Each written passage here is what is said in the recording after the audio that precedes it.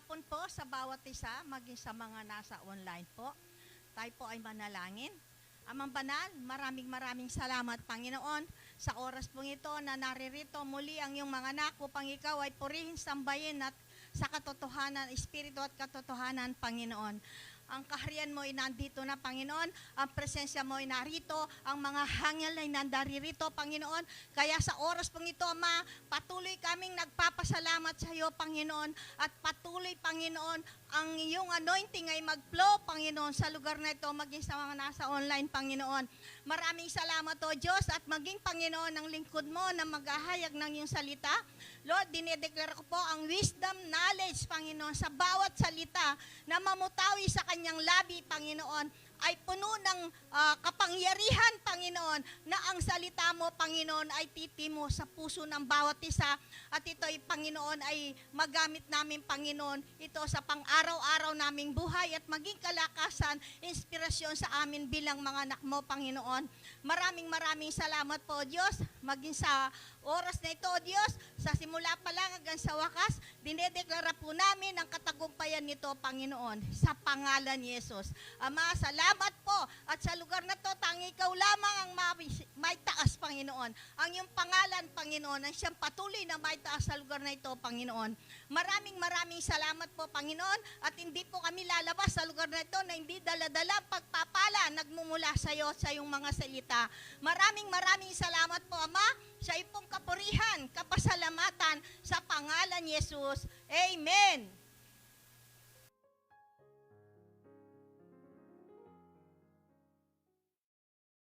Sige, palakpakan natin ang Panginoon sa umagang ito.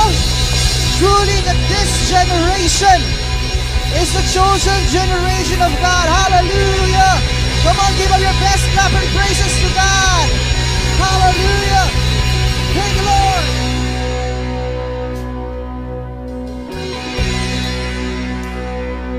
Thank you, Lord.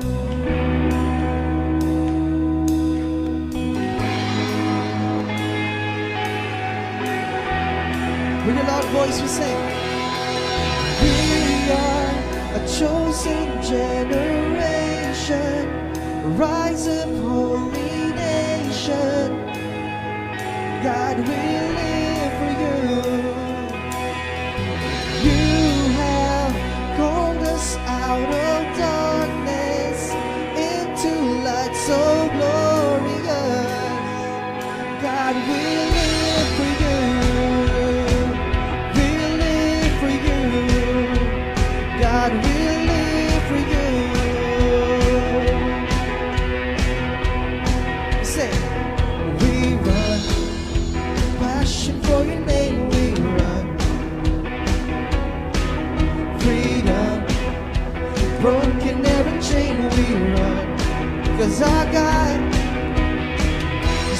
God will not be moved. Our God will never be shaken. We run to you, we run. Sing, we are a chosen generation, rise up, holy nation. God, we live for you. You have called us out of darkness into light so glorious. God, we live for you. Sing, we run. We run. Passion for your name, we run. Freedom. You're broken every chain, we run. You sing, our God. 'Cause our God will not be moved. Our God will never be shaken. We run to you, we run. Come on, girls, let's declare.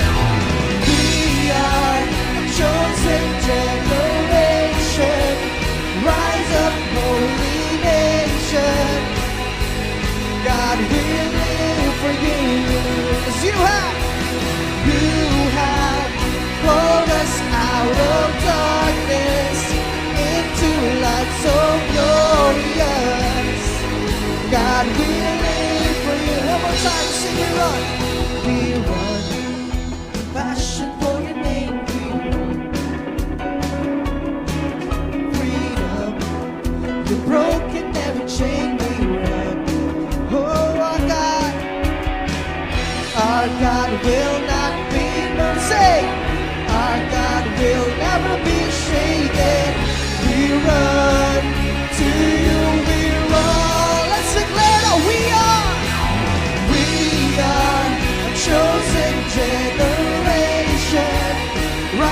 and holy nation. God, we live for you. You have called us out of darkness into light so glorious. God, we live for you. Say, our God will not be moved. Our God will never be shaken. Our God will not be moved. Our God will never be shaken. Our God will not be moved. Our God will never be shaken. We run to you, we run. Sing, we are a chosen generation. Rise up, holy nation. God, we live for you.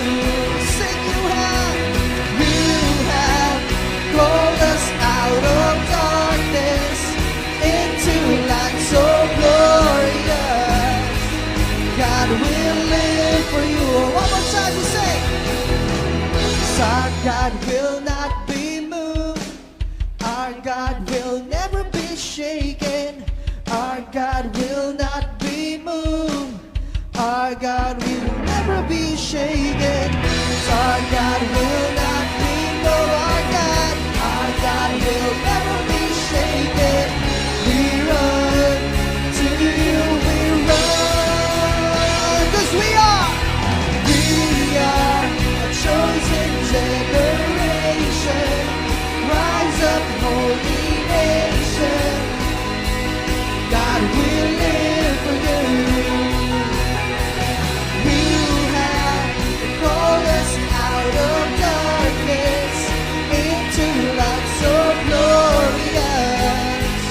God, we live for you. We live for you. God, we live for you.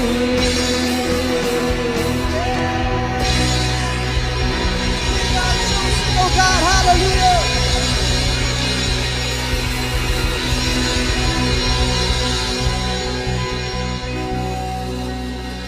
Oh, hallelujah. That you have called us out of darkness, Lord, and you have chosen us to be with you.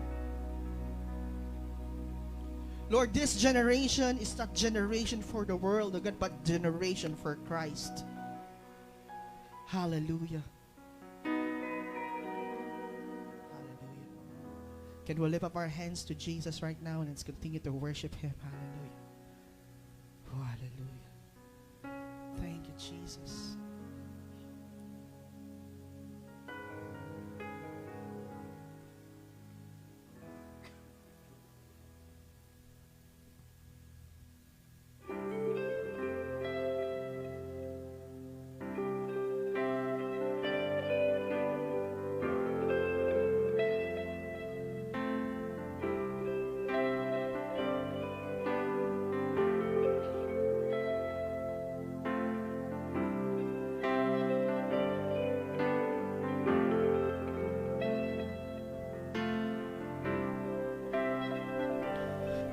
Sometimes I feel your mercy remains.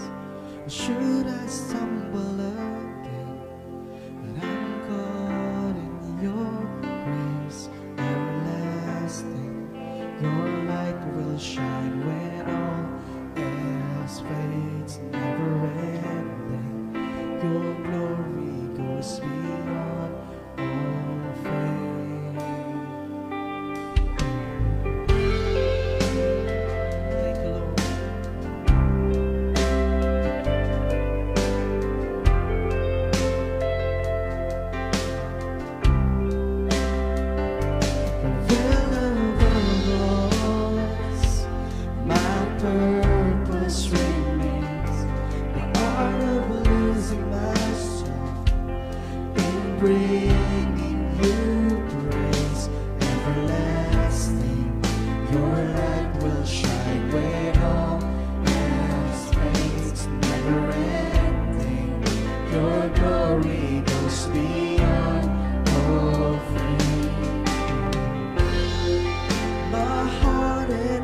soul.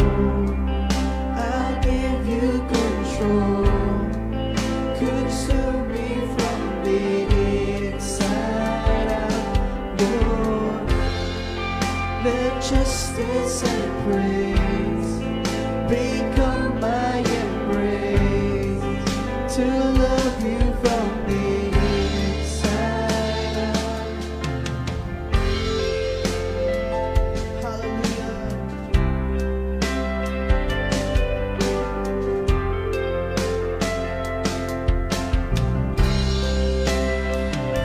The will above all else, my purpose remains. The art of losing myself in bringing you praise everlasting. Your light will shine when all else fades, never ending. Your glory goes beyond all fame. Yeah. My heart and my soul, I'll give you control. Consume me from the inside out, Lord.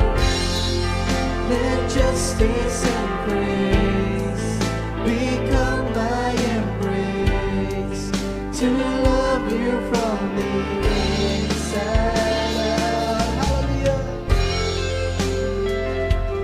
Let's worship the Lord.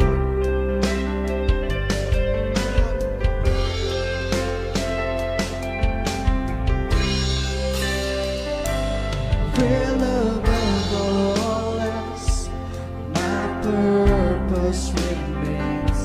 The art of losing myself in bringing you grace everlasting.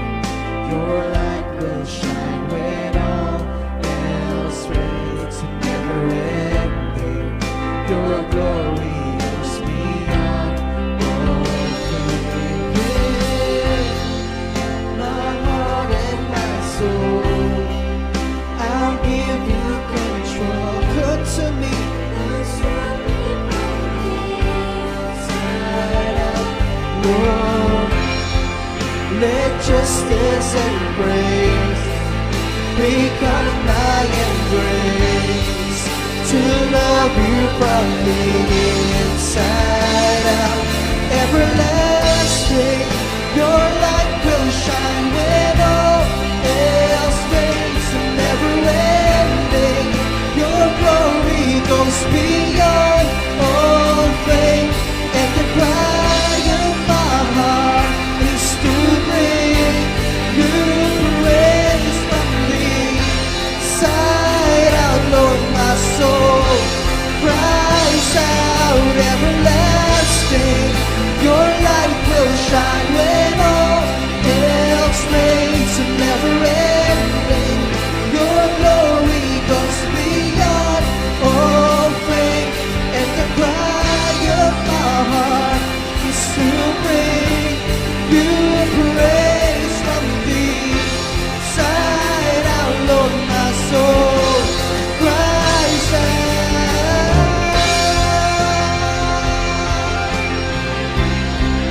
My soul cries to you, to you.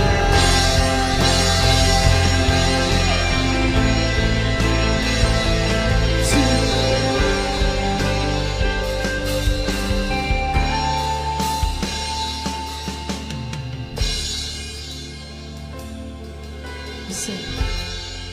My heart and my soul, I'll give you control. Soon be from the inside out, Lord. Let justice and praise become my embrace, to love you from the We sing my heart and my soul. My heart and my soul, I'll give you control. Consume me from the inside out, Lord. Let Justice and praise become my embrace, to love you from the inside out, everlasting. Your light will shine when all else fades, never end. Your glory, hallelujah, and the cry of my heart, you praise from the inside out of my soul, cries out everlasting. Lift up your voice to God. Never ending, your glory goes beyond all faith, and the cry of my heart is to bring you praise from the inside out, Lord, my soul cries out from the inside out, Lord, my soul cries out from the inside out, Lord, my soul cries out.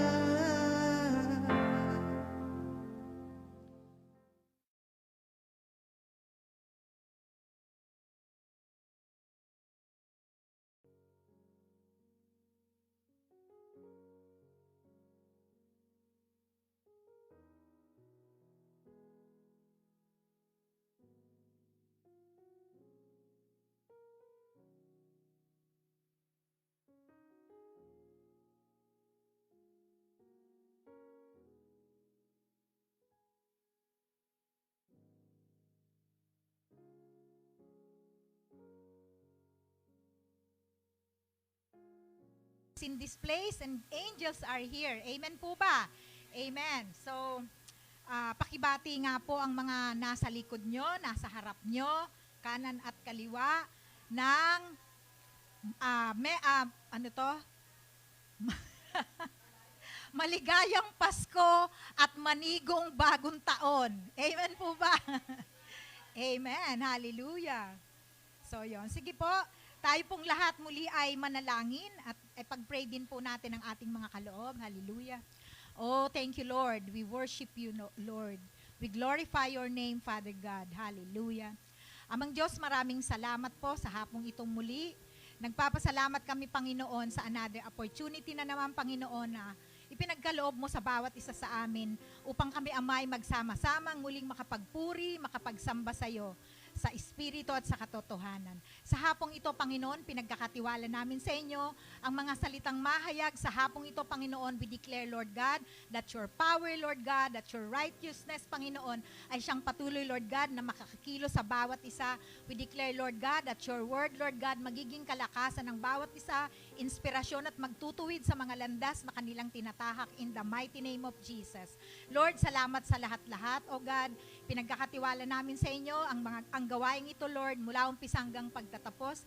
We declare that your Holy Spirit, Lord God, is with us and siyang magtuturo, gagabay at papatnubay sa amin sa pag-aaral na ito. Lord, we give you praise, we give you glory and honor in the mighty name of Jesus. Lord, pinagkakatiwala din po namin sa inyo ang mga kaloob na nanggaling sa iyong mga anak. Lord, pinasasalamatan ka namin sa lahat ng mga bagay na pinagkakaloob mo sa amin. Sa lahat ng mga tinatangkilik namin, Lord, alam namin na ito'y nanggaling sa iyo, Lord God, and we give it back to you, Lord God, sa pamamagitan ng mga tithes and offering na ito, Panginoon. We declare, Lord God, yung mga kamay na nagkaloob. We declare, Lord God, 100-fold, Panginoon, na pagpapala. We declare, Lord God, prosperity, Panginoon, favor upon favor be upon them in the mighty name of Jesus. At dinideklarahan din namin, Panginoon, na ang mga kaloob na ito ay patuloy na magagamit for the expansion of your kingdom. We thank you, Lord. We glorify your name. In the mighty name of Jesus we pray. Amen and amen. Hallelujah. So, alam naman po natin, no, na itong panahon na ito ay ating pinagdiriwang, no, ang Kapaskuhan. Amen po ba?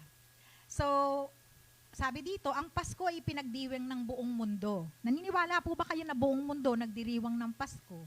Amen po ba? Sabi dito, mananampalataya man o hindi, no? Pinagdiriwang ang Pasko.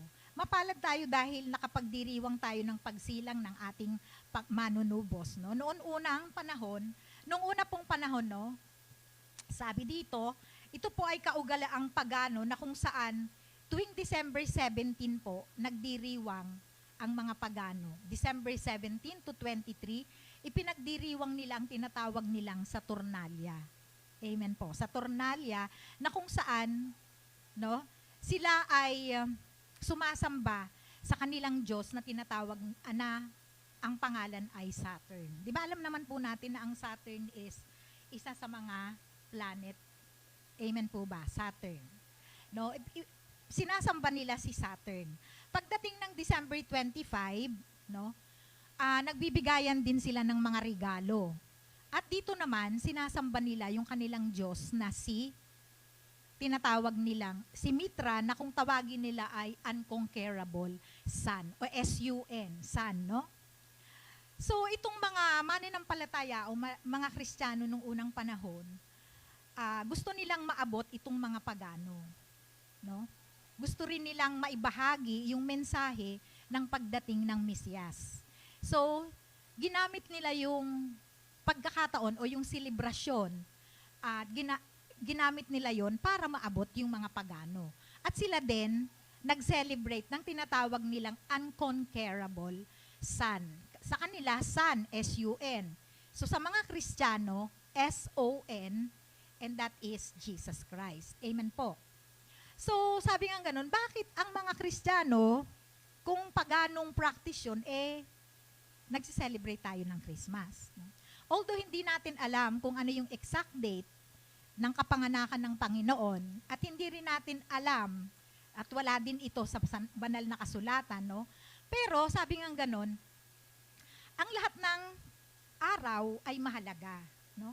Kung sa ibang tao, ang ibang araw ay mas mahalaga kesa sa ibang araw, tayo, lahat ng araw mahalaga, no? At kung lahat ng gagawin natin ay para sa kaluwalhatian ng Panginoon, maluluwalhati ang Panginoon. Amen po ba? Sabi nga ganun, nung panahon, di ba, naalala natin ang Panginoong Jesus, nung panahon ng mga Hudyo, nagagalit sila sa Panginoon kasi mahalaga sa kanila yung Sabbath day na kung tinatawag nila, di ba? Yung Sabbath day, panahon ng pamamahinga. At wala silang ginagawa pagdating ng panahon na yon, no? Pupunta sila sa sinagoga, sasamba, mag-aaral ng banal na kasulatan. Pero ang Panginoong Jesus, no, kahit na sa araw na yon, nagpapagaling siya ng mga may sakit at gumagawa siya ng mga himala. So, kumbaga, makikita natin dito na lahat ng araw mahalaga, lalong-lalo na sa ating mga mananampalataya. Walang araw na hindi mahalaga. Kasi nga, sabi nga ganon, di ba? This is the day that the Lord has made, and we will rejoice and be glad in it. At ang kanyang kabutihan, nadarama natin at nararamdaman natin sa bawat araw. Walang araw na hindi tayo pinagpapala o hindi natin nararanasan yung kapangyarihan ng ating Panginoon sa buhay natin. Amen po ba? Amen. Sabi dito, kaya nga po hindi mahalaga kung anong buwan o araw ipinanganak ang Panginoon. Ang mahalaga ay ating ginugunita ang kanyang pagparito para sa bawat isa sa atin. Amen. Amen. Sabi pa po dito na kaya nga po kung tayo ay nagdiriwang dahil nakasanayan lang natin o kumbaga sumasabay lang tayo sa Agos, 'di ba? Kung lahat naman sila nagse-celebrate, di gawin din natin, mag-celebrate tayo, 'di ba? Pero walang halaga, no? Sayang lang yung gagawin natin kasi hindi ito makapagbibigay ng kapurihan sa Panginoon. Amen po ba? Mahalaga na sa panahong ito mag-reflect tayo sa mga o balikan natin yung mga kahalagahan at purpose ng Kapaskuhan. Ang kahalagahan ng pag-ibig, pagbibigayan at reconciliation. Amen po ba? Amen. Sabi nga, kaya nga ibinigay ng ama ang kanyang bugtong na anak para ang sino mang sumampalataya ay hindi na mapahamak, kundi magkaroon ng buhay na walang hanggan. Amen po ba? Naniniwala po ba kayo na ang bawat isa sa atin na narito ngayon ay may buhay na walang hanggan? Amen. Amen. So ang title po ng aking i-share sa inyo sa hapong ito ay When Christmas is All About Christ. Christ. Amen po ba? When Christmas is all about Christ. No? Ang ating text ay nasa Luke chapter 2, verse 8 to 14. Sige po, kung meron kayong mga banal na kasulatan, sige po, makipagbukas po kayo sa akin. Sabi po dito, and there were shepherds sleeping out in the fields nearby, keeping watch over their flocks at night. An angel of the Lord appeared to them, and the glory of the Lord shone around them, and they were terrified. But the angel said to them, "Do not be afraid. I bring good news of great joy that will be for all the people. Today in the town of David, a Savior has been born to you. He is Christ the Lord. This will be a sign to you. You will find a baby wrapped in cloth and lying in a manger." Suddenly, a great company of a heavenly host appeared with the angel, praising God and saying, "Glory to God in the highest, and on earth peace to men on whom His favor rests." No? Dito makikita natin na unang-unang nabalitaan ng news is ang mga shepherd. Amen po ba? Bakit kaya mga shepherd? No? Sabi dito, ang shepherd, it signifies, no? It symbolizes the social poverty and sinful humanity, no? Yung mga shepherd. Kasi nga po nung panahon, ang pagsi-shepherd po ay pinakamababang hanap buhay nung panahon. So wala lang silang ginagawa kundi mag-alaga ng tupa, ganun lang. So ibinibilang sila sa pinakamaliit na society. Kumbaga, hindi sila binibigyan ng pagpapahalaga ng society. So kasi sila daw yung mga nagre-represent sila ng sinful humanity at saka yung pinakamababa sa society. So bakit kaya mga shepherd yung binalitaan? So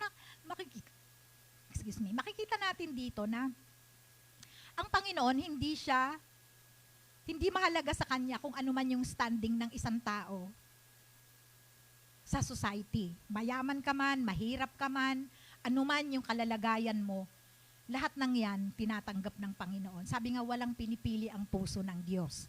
Amen po ba?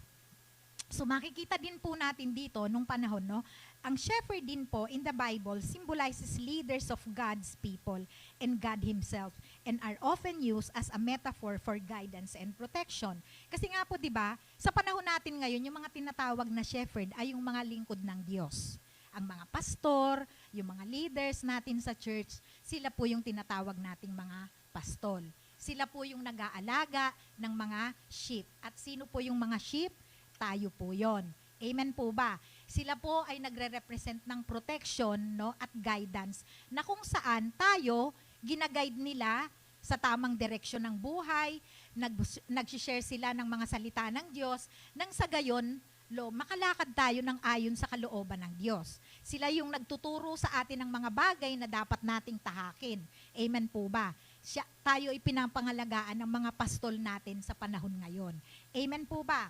Amen. So sabing ganun, kung tayo daw po ay, sabi nga dito, no, na dumating ang ating Panginoon dito sa sanlibutan, no, para tayo ay ma-redeem sa ating mga kasalanan, no? Nagkatawan tao ang ating Panginoon upang tayo ay mabalik muli sa ating original na pagkakalikha. Amen po ba?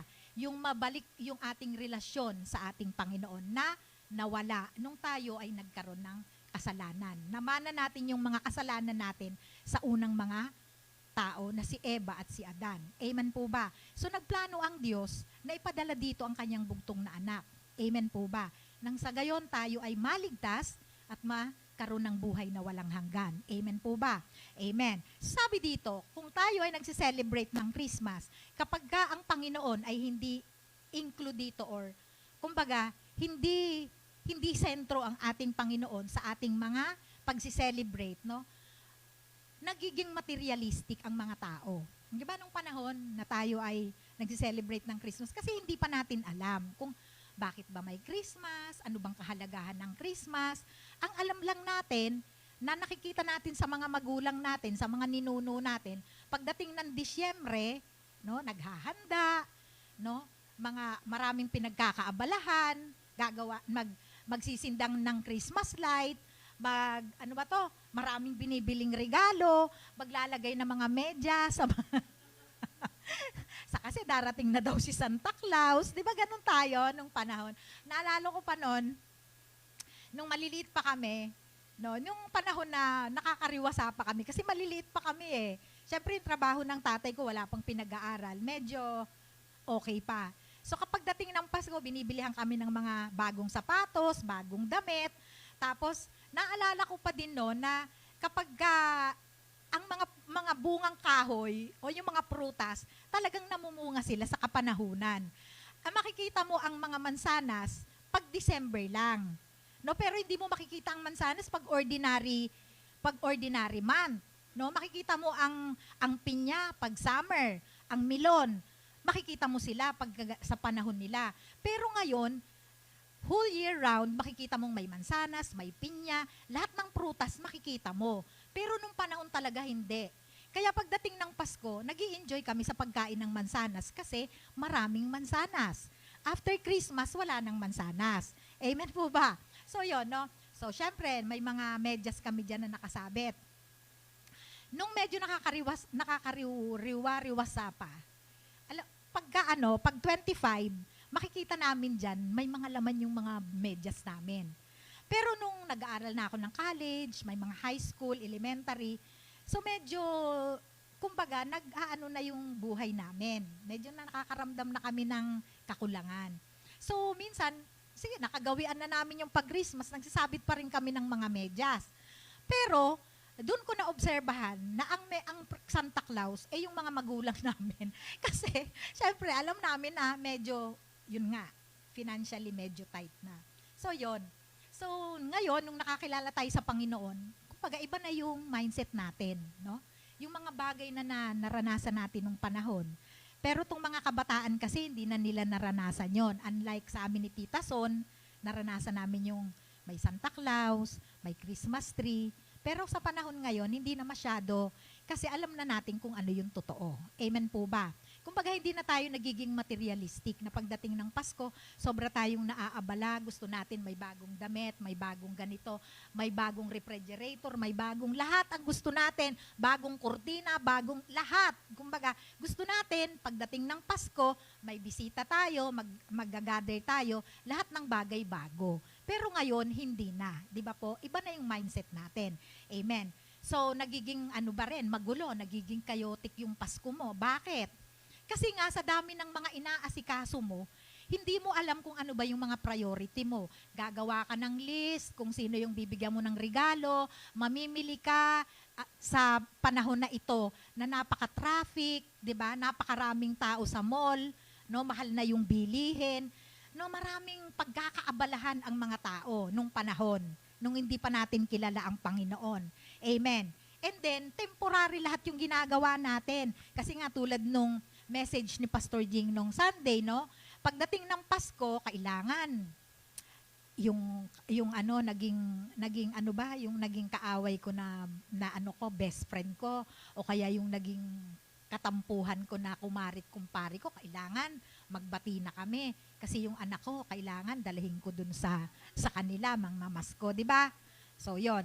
So, pero pagkatapos ng Pasko, wala na naman, balik na naman kayo, enemy, war na naman kayo. Maging sa relasyon natin sa iba, no?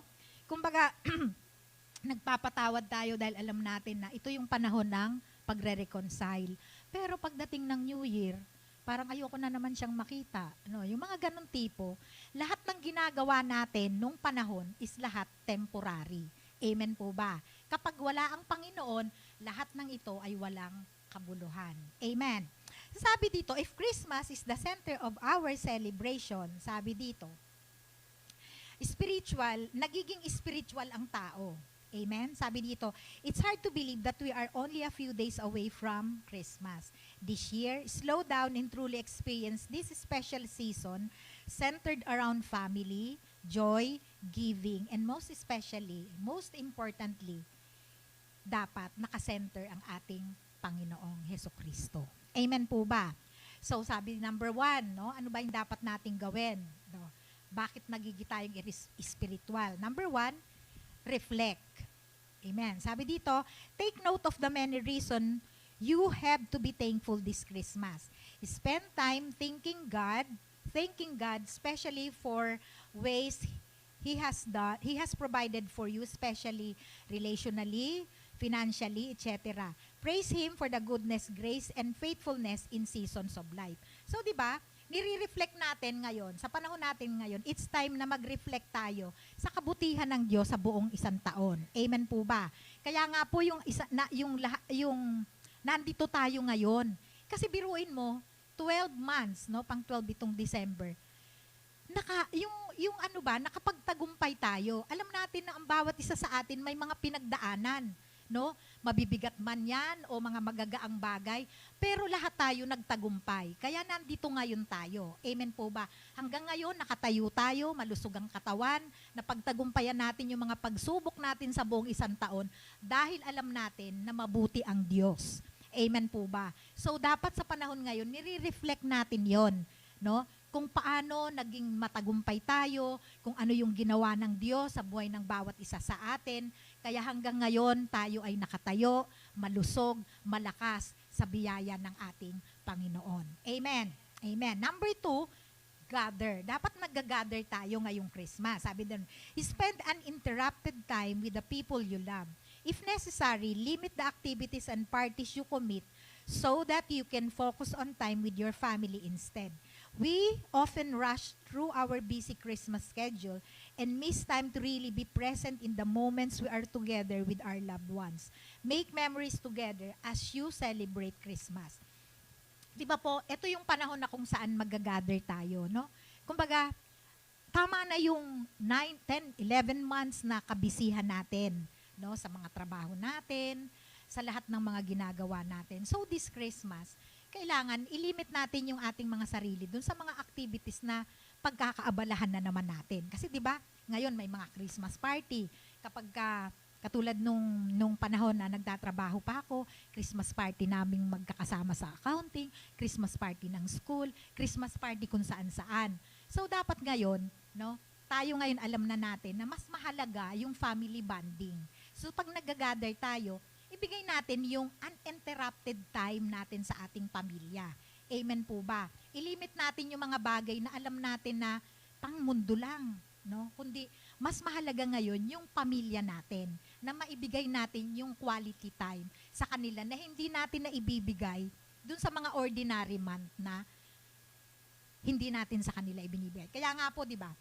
Pag minsan po umaalis kami, di ba po, pupunta kami dun sa mga anak ko, sa Manila, kasi birthday ng mga apo ko, birthday ng mga anak ko. Pero hindi, kumbaga, oo, birthday, no? Pero hindi kami nagiging kumpleto. Kaya itong Christmas, no, dapat kumpleto ang pamilya. Minsan kasi pag birthday lang, hindi present yung isa. O lalo na ngayon, wala na yung anak ko, di ba? Yung minsan yung asawa niya, hindi namin kasama, yung anak niya, hindi namin kasama. Pero this time, sabi ko nga, ito yung time na kung saan dapat kahit wala na yung isa kong anak, magkakasama pa rin tayong lahat. Walang mawawala, lahat present. Amen? So dapat ganun tayo, no? Dapat present yung lahat. Dahil eto lang yung panahon na kung saan makagagawa tayo ng memories. Pagdating ng Christmas 2025, makikita natin, ay, ito yung Christmas nung 2000 ganito, last year ganito, ganyan. 'Di ba? Memories yun na, kumbaga, ipaponder natin yon sa buhay natin. Amen po ba? Amen. So, number 3 is celebrate. Sabi dito, Jesus is the one who holds all things together. Choose to enter the world in the humblest form. A small helpless baby. Jesus' birth is the greatest gift we will ever receive, and that is definitely a reason to celebrate. Embrace the joy found in the birth of Emmanuel, God is with us. No, dito i-celebrate natin.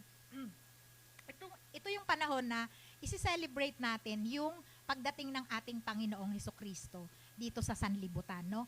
Ito yung greatest gift, no? Oo, may mga regalo tayong natatanggap, pero wala nang pinakamahalagang regalo na natatanggap natin kundi ang pagsilang ng ating Panginoon bilang tagapagligtas natin. Amen po ba? Yun yung regalo na magbibigay sa atin ng eternal life. Amen po ba? Pero yung mga regalo na tinatanggap natin, di ba? pansamantala lang yan, naluluma, no? Nasisira, no? Kinakain ng mga anay.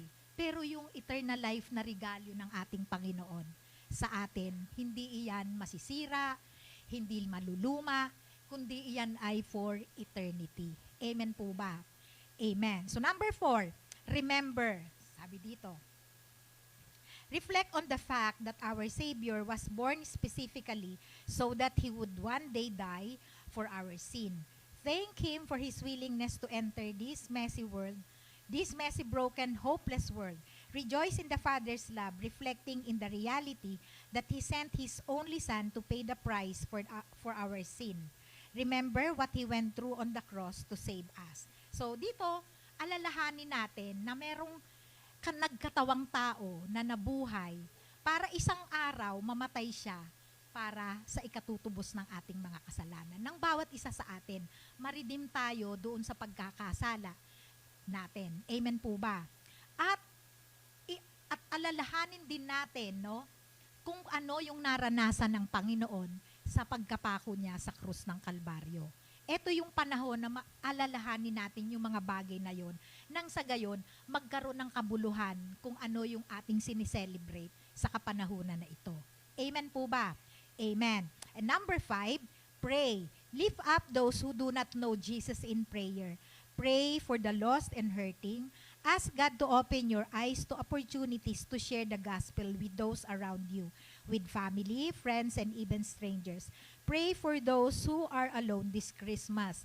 Pray they will encounter Jesus and find hope in the one who loves them and will never leave them. No? Sabi ganon, manalangin tayo, no? Ipanalangin natin yung mga taong nandyan sa labas, no? Naliligaw pa, yung mga taong hindi pa nakakakilala sa Panginoon, yung mga mahal natin sa buhay na gusto rin nating makasama, no, for eternity.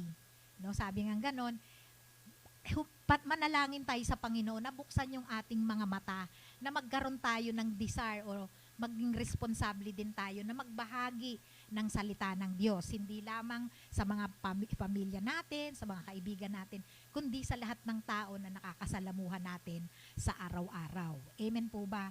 Manalangin tayo. Amen po ba? Amen. And last, worship. Worship this Christmas is perfect opportunity.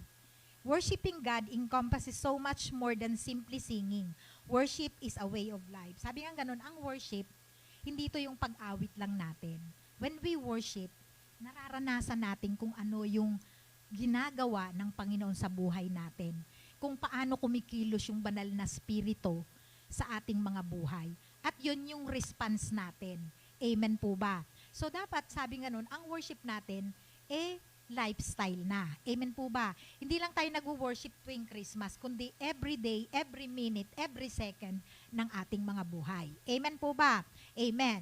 Sabi sa Romans 12:1, therefore, I urge you, brothers, in view of God's mercy, to offer your bodies as a living sacrifice, holy and pleasant to God. This is your spiritual act of worship. This Christmas, seek to honor Him with the way you live. Speak words to others that breathe life, not discouragement. Love the people in your life selflessly. Humbly serve your family.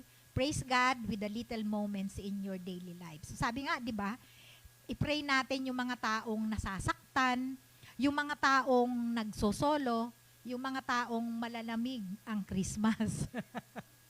Amen po ba? No, ipanalangin natin sila na magkaroon sila ng hope na yung Diyos na nangako sa kanila ay hindi nagbabago at tunay na hindi sila iiwan, hindi sila pababayaan. Amen po ba? Amen.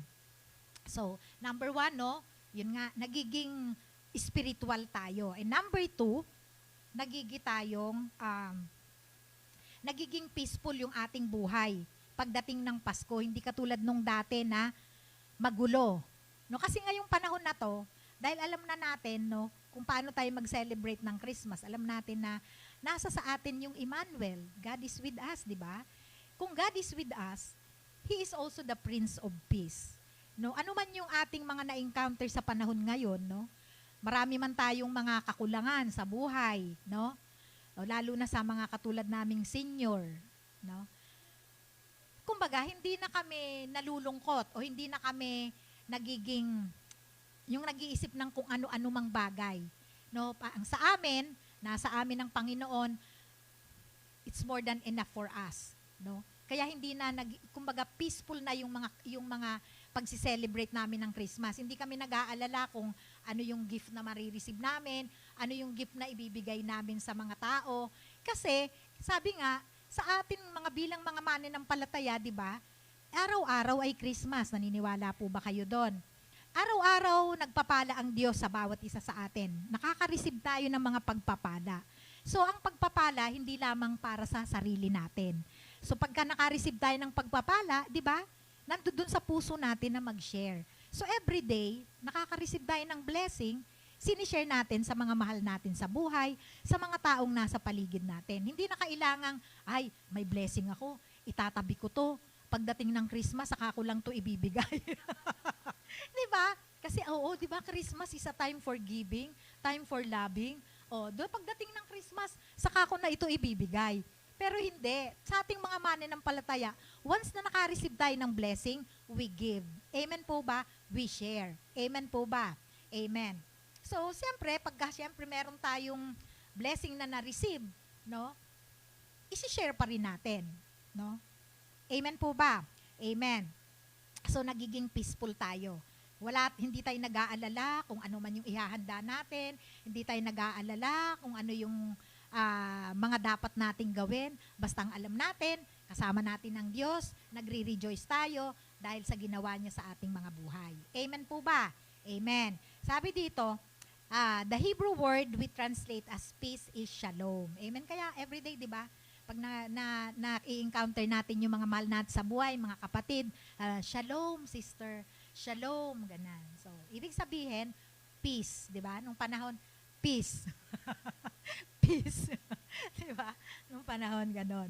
So, sabi nga nito, the way shalom is used does not mean to feel calm, nor the absence of conflict. Instead, shalom is peace, is the result of right relationship with God and one another, and with creation. The concept of peace is wholeness in all of life, no?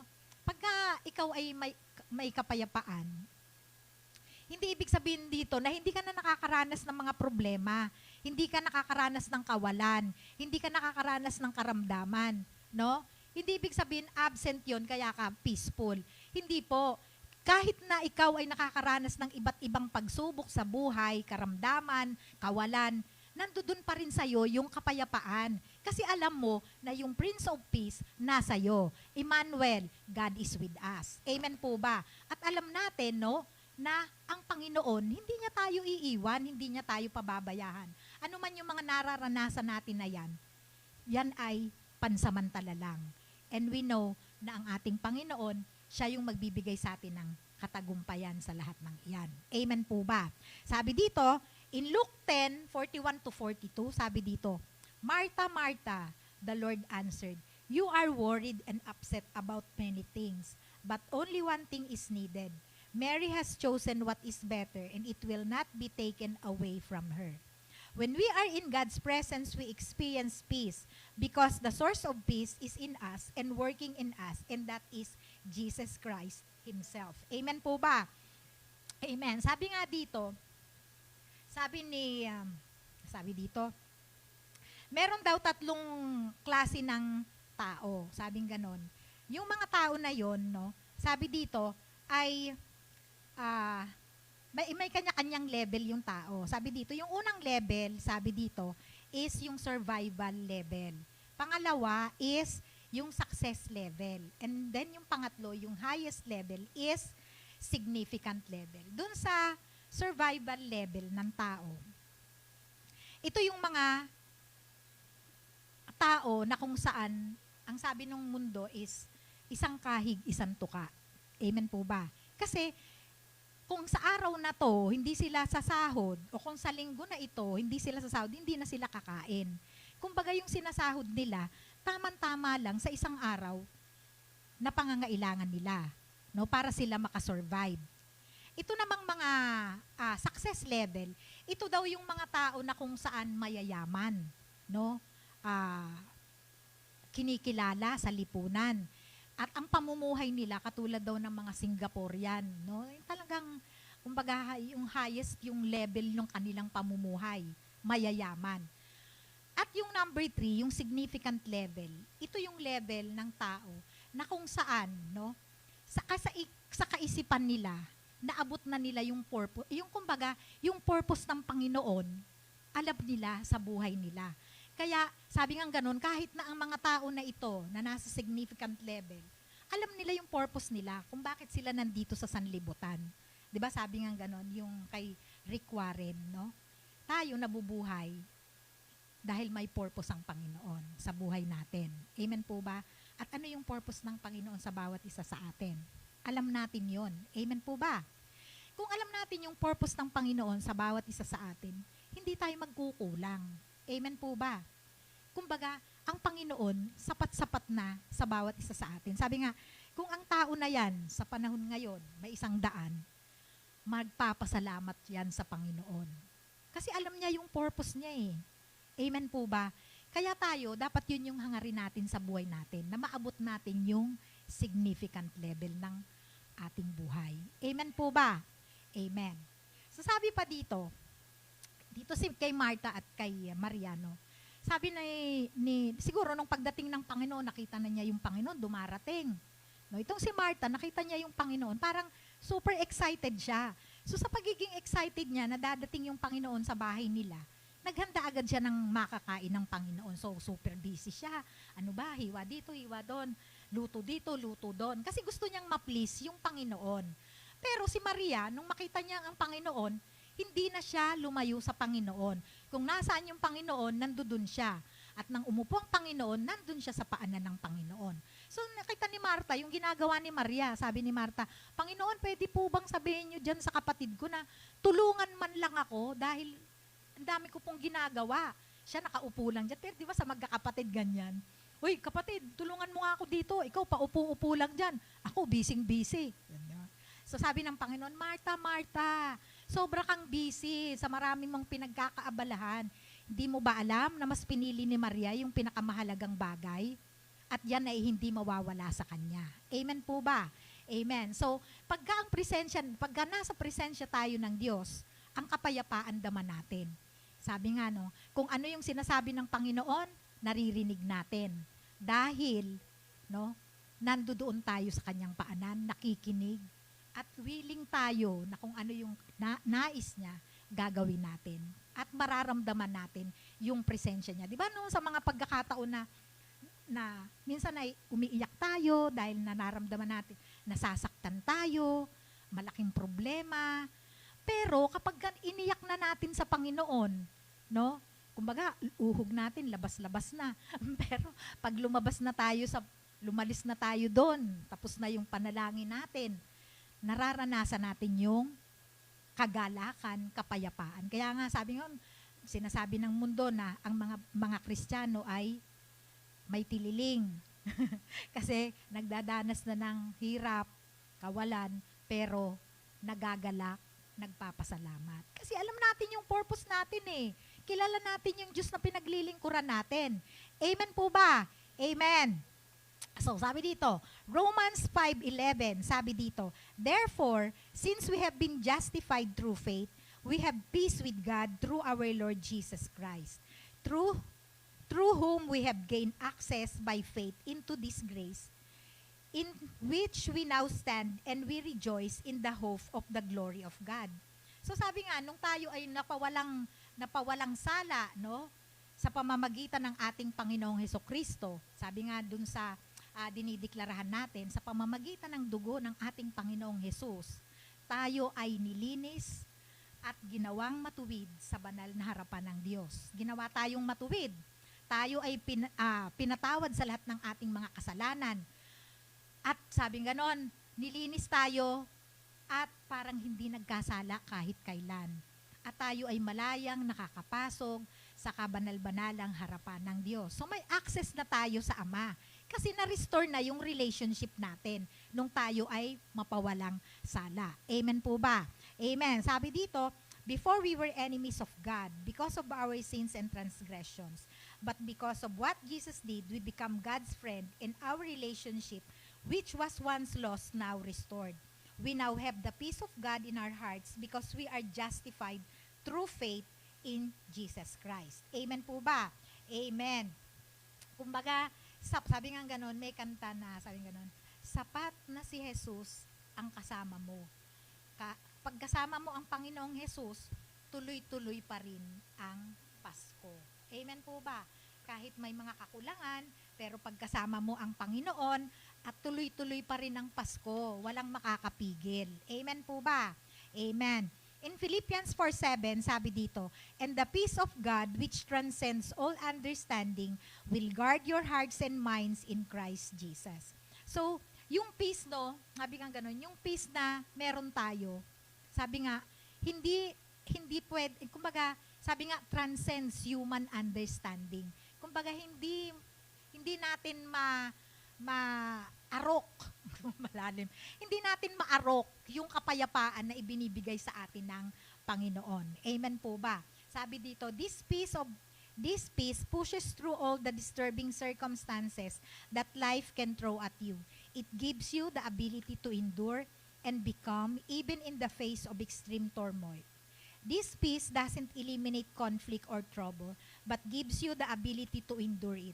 Consider it an inner confidence that you know God will come through in this situation, and that removes your fear and worry and replace it with peace, no?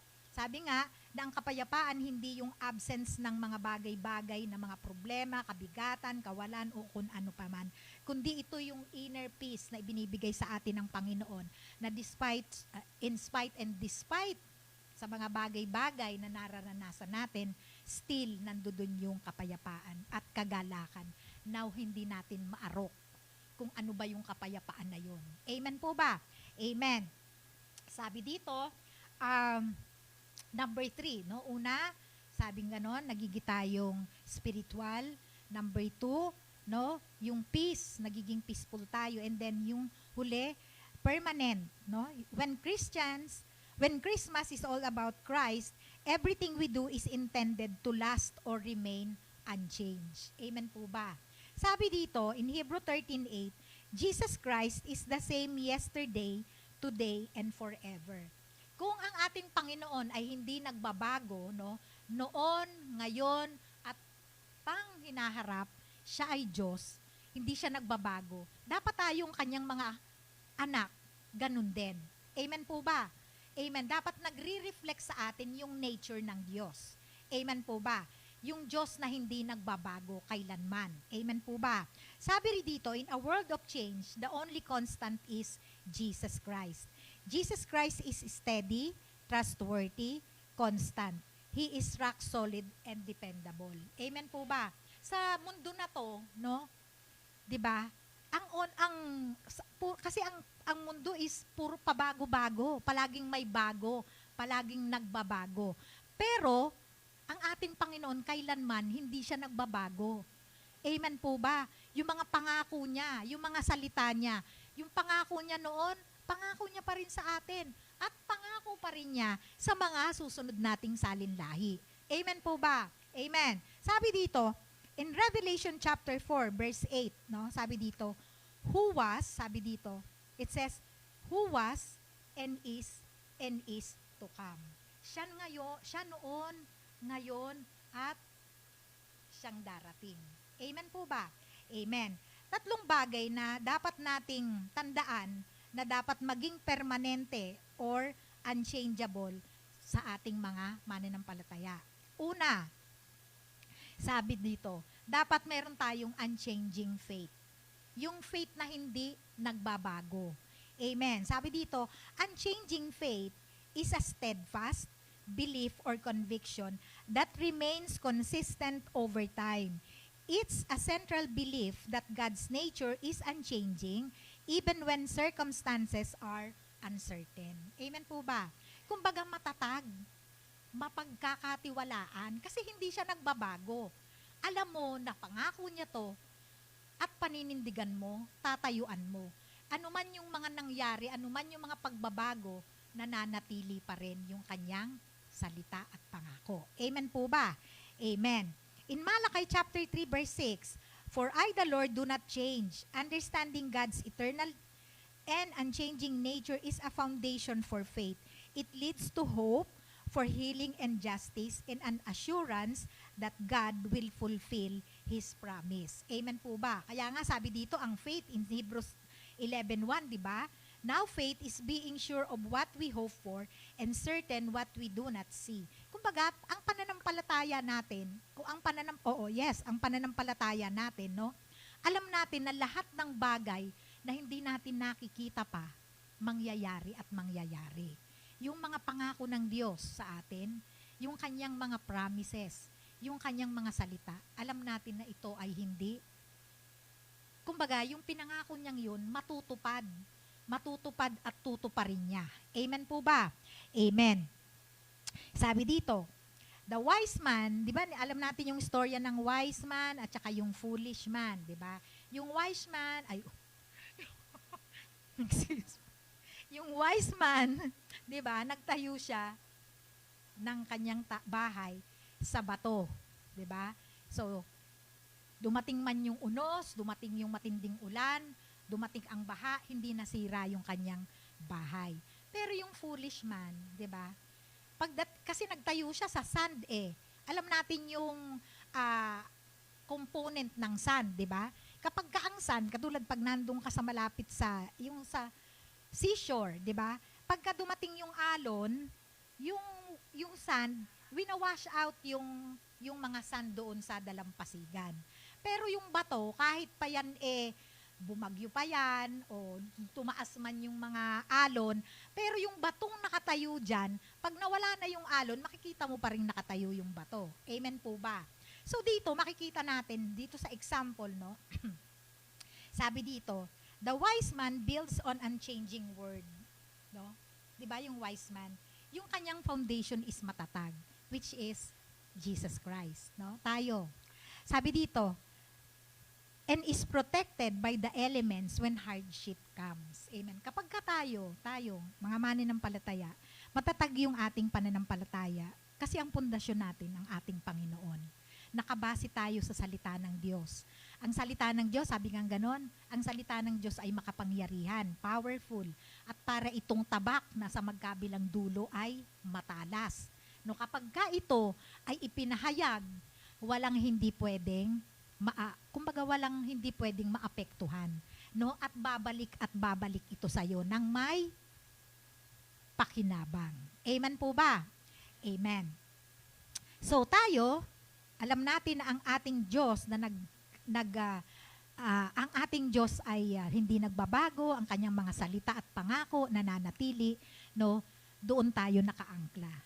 Kaya tayo ay nagiging matatag, malakas. Kaya nagpapasalamat tayo sa Panginoon sapagkat ngayon, 2024, hindi natin alam kung ano mangyayari sa 2025.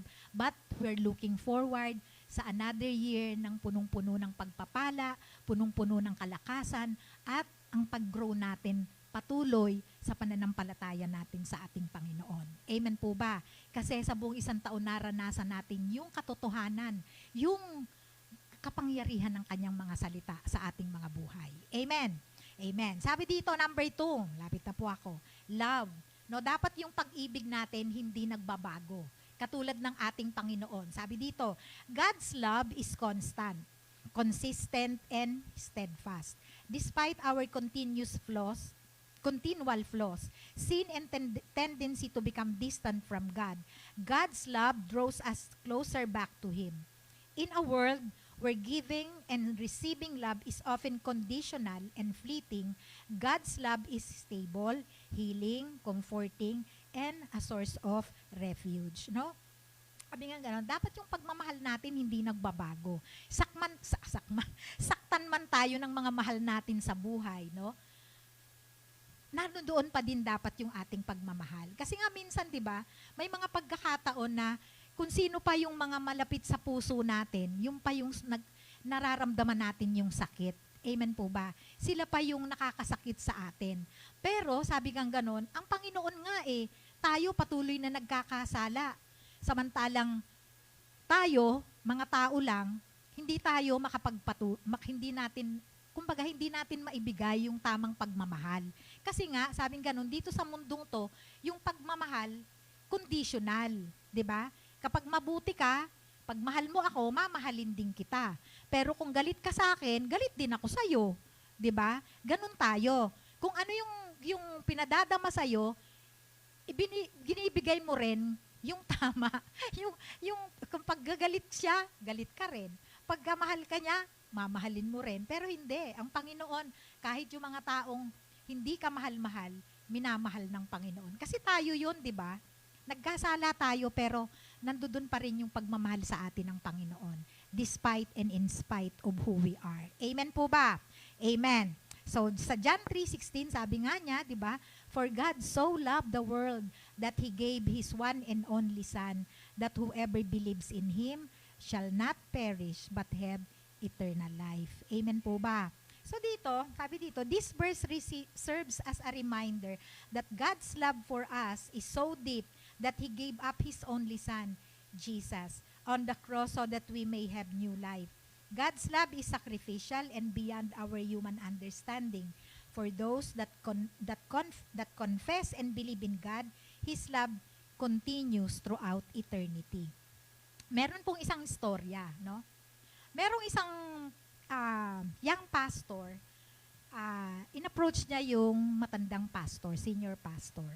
Sabi niya, Pastor, pwede po ba kayong anyayahan sa church namin? Sabi niya ganon. Na kayo, mag-exhort po kayo sa church namin. So, si pastor hindi nagdalawang isip. Sabi niya, oh sige, okay. Kailan ba yan? Ganito, ganyan. So, yung oras na siya ay, ito na, yung pagpapaanyaya sa kanya, dumating siya. No? Ang kanyang kwento is ganito.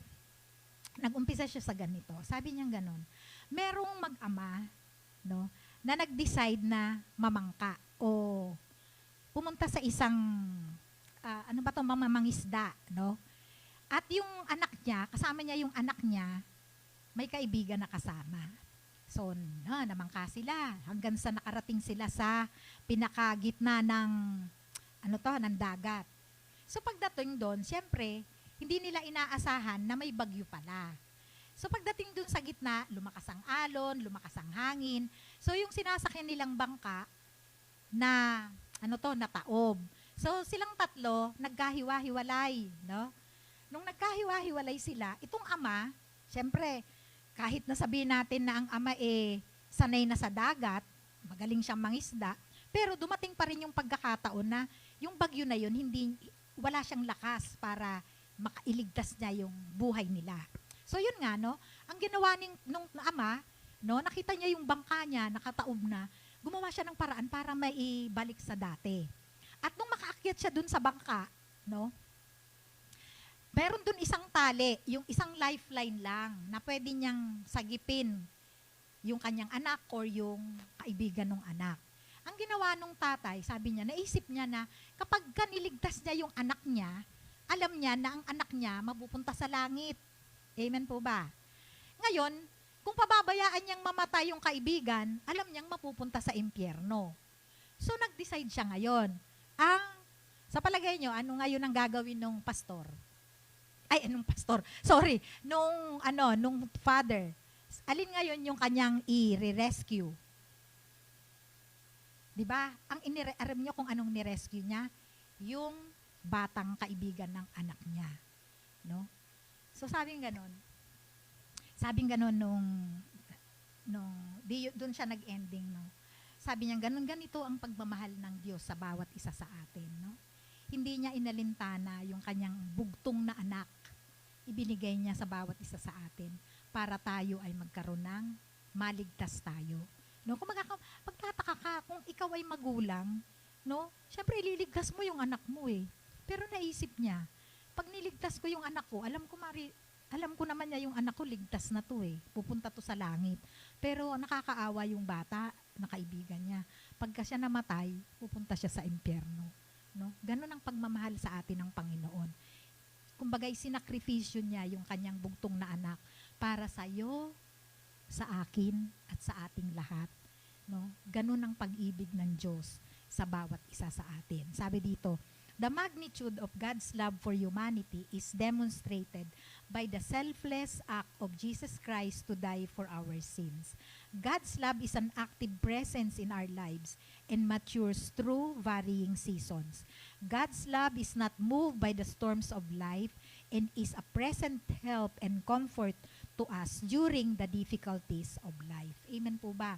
Kaya tayo nagtatagumpay sa mga pagsubok dahil alam natin yung pagmamahal ng Diyos sa bawat isa sa atin. Amen po ba? Sabi nga, nothing can separate us from the love of God. Amen po ba? Ang pag-ibig ng Diyos ay mananatili hanggang wakas. Amen po ba? Amen. In Romans 8:39, sabi dito, neither heights nor depths, nor anything in all creation will be able to separate us from the love of God that is in Christ Jesus our Lord. When the love of others falls short, no, or we turn away from God, God's love stays the same. God's love is present with us through the joys, trials, and adversaries of life. God's love transcends into eternity and always draws us back into relationship with Him. No, kahit tayo lumayo sa presensya ng Panginoon, bottom line pa rin, ibabalik at ibabalik niya pa rin tayo sa piling niya. Amen po ba? Amen. So last, ang dapat na hindi mawala sa atin at manatili is yung ating pag-asa. No, alam natin na dumating ang ating Panginoon dito sa sanlibutan para tayo ay iligtas, i-redeem sa ating mga kasalanan at maibalik muli yung ating original na pagkakalikha, no? To rule, to reign, and to dominate. And to restore our relationship with God and yung ating identity as children of God. Amen po ba? Nagbalik siya dito para tayo ay maligtas sa ating mga kasalanan, no? At ang hope ngayon natin is yung kanyang muling pagbabalik, no? So, sa panahon natin ngayon, alam natin, no, laging ang kasama sa mga preaching ng ating mga pastors, no, na ang tawag dito, ang pagbabalik ng ating Panginoon ay hindi na siya savior, no?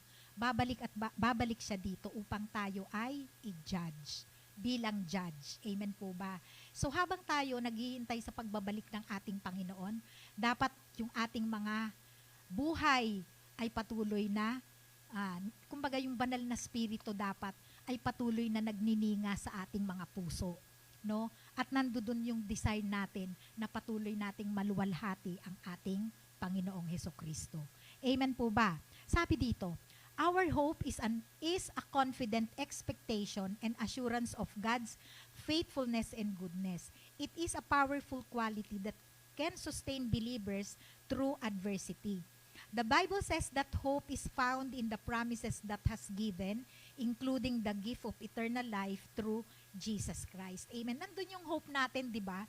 Na, kumbaga, yung ating Panginoon magbabalik, no?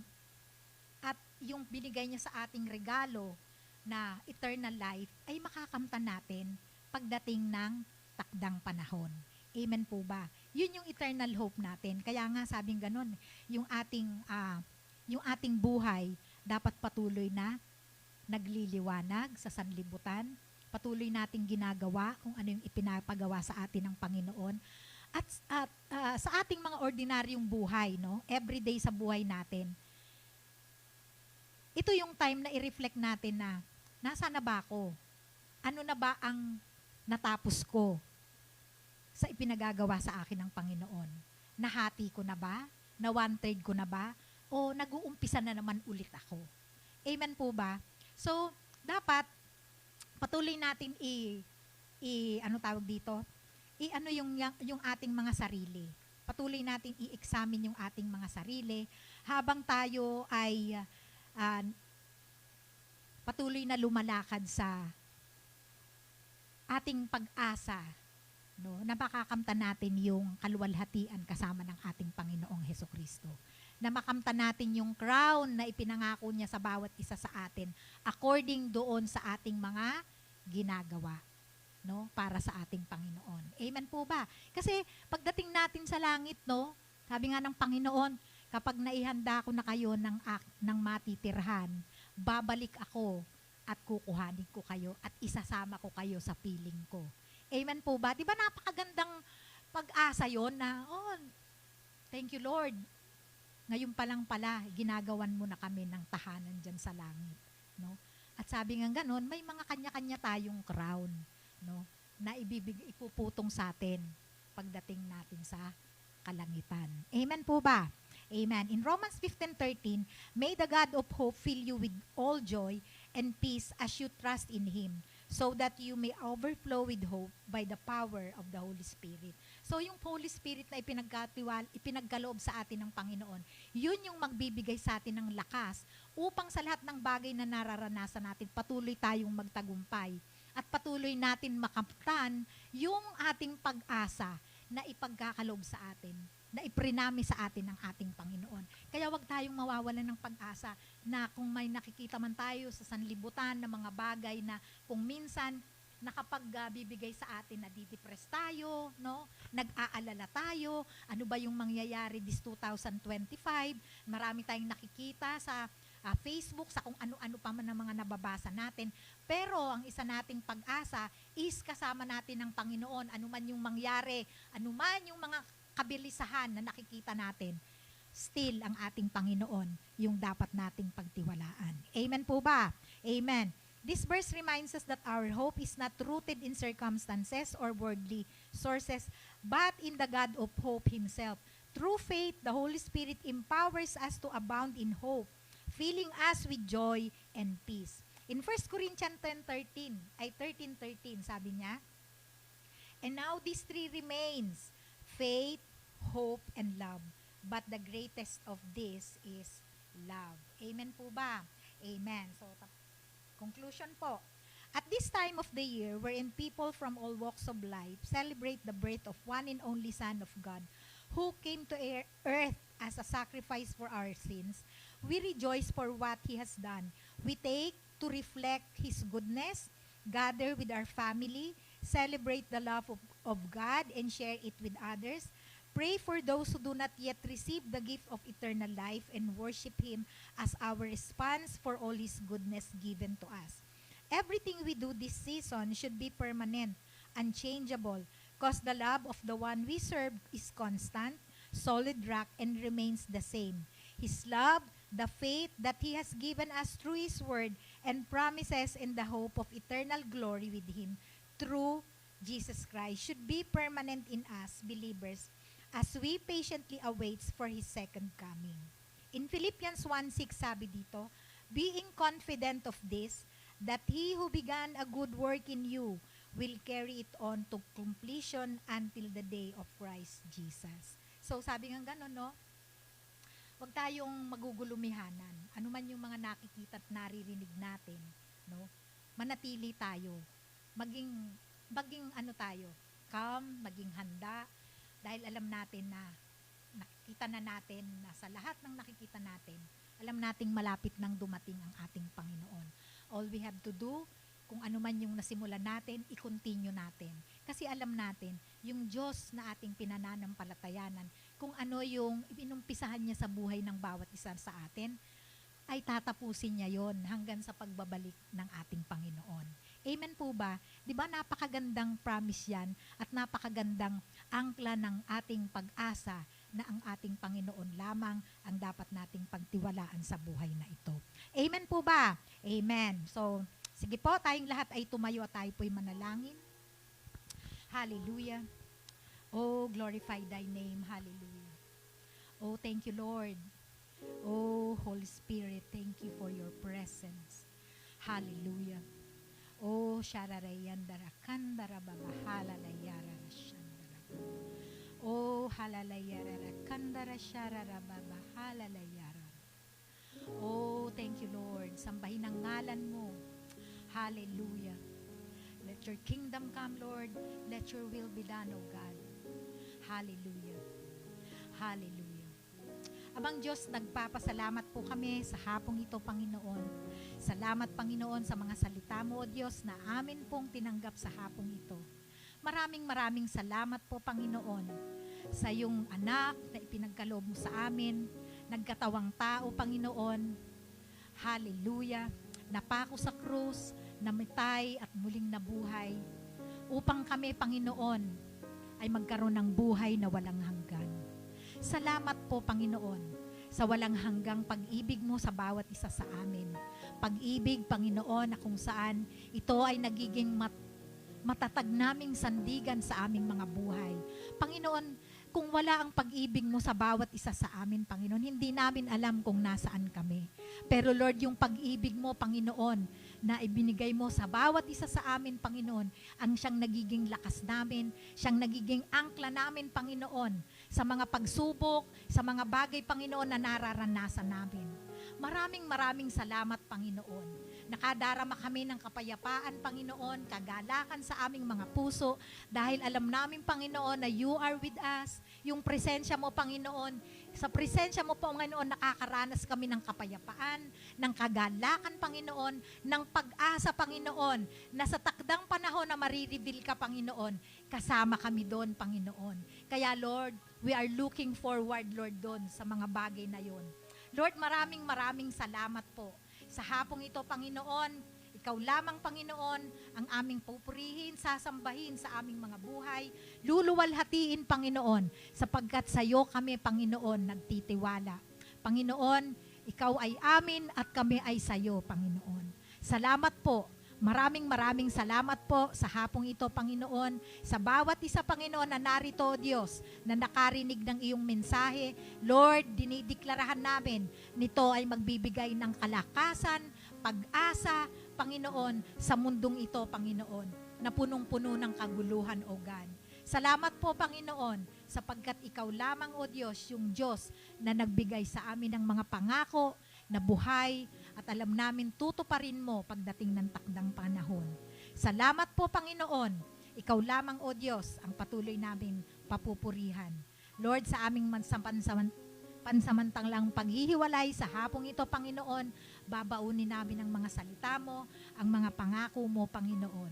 Panginoon, maraming salamat po sa iyo ang lahat ng papuri, ang lahat ng pasasalamat, kaluwalhatian, at kapangyarihan. Sa tanging pangalan ng iyong anak na si Jesus, ang lahat ng anak ng Diyos ay magsabi ng Amen and Amen. Thank you, Lord.